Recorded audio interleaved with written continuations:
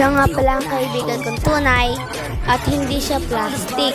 Tinuturing ko na siyang kapatid at lagi kami nagtatawanan. Sabay pa kami pumasok lagi. Meron pa akong kaibigan si Yunelin tsaka si Rian. Pero si Nicole talaga ang una kong nakilala. Unang-una kong naging kaibigan si Nicole dito sa Pandi, Bulacan. Sa Riles kasi kami nakatira. Dati yung bagong lipat na dito. Mga ilang araw o ilang linggo, siya ang una kong nakilala. At naging kaibigan ko pa siya.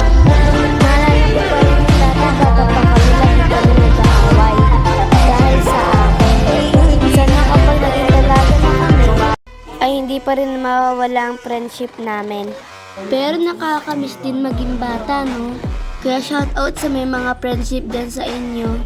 Ang pangarap nga pala ni Nicole, dancer at saka teacher.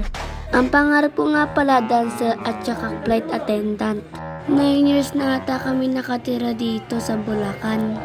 3 or 4 years old ata ako yung lumipat kami dito. Pero alam ko di pa ako nag-aaral nun. Na-try niyo na ba magkaroon ng kaibigan na plastic? Ako di ako, nakatry ko na yun eh. Ikaw, na-try mo na ba magkaroon ng kaibigan na plastic?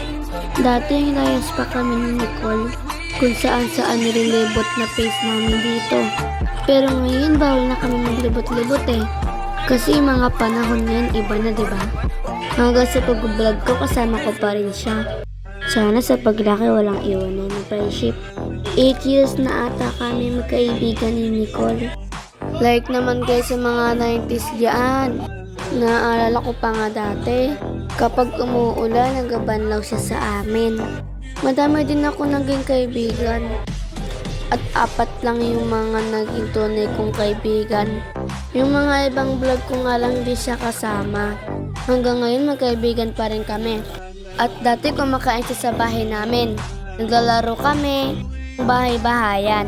Ang lahi pala nila Nicole ay Waray. Ang lahi ko naman ay Bicol tsaka Bisaya. Kaya tinatawag na lang namin na Bisakul. Kila Nicole, face for Block 11 not 36. Sa amin din, face for Block 11 not 40. Pang 3 agkot lang pala ang bahay namin sa kanila.